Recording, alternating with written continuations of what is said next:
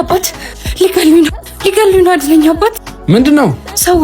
ሰዎች እየወራረጡኝ ነው አስመለጠኝ። ኧረ እኔ ምን አገባኝ? ወደዛ ይችልኝ መጡና አንቺ ነኝ ምንም በማላውቀው ልታስገድኝ ነው እንዴ? ናሲ ንግባ ቦስ ሚታለብ አግኝቻለሁ። እንዴ ሚታለብ? ምንድነው የምታለበው?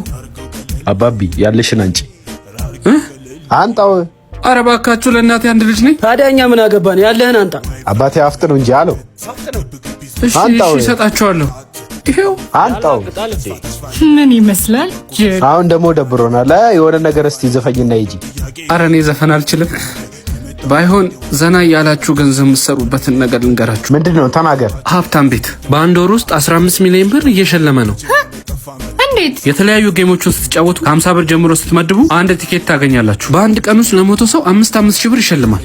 በአንድ ቀን ውስጥ 500 ሺህ ብር ይሸልማል ማለት ነው። ሀብታም ቤት እንዴት እናገኘዋለን? ፕሮፋይሌ ላይ ሊንክ አለ። አጭር ጊዜ ነው የቀረው። እየተዝናናችሁ ገንዘብ ተሸለሙ።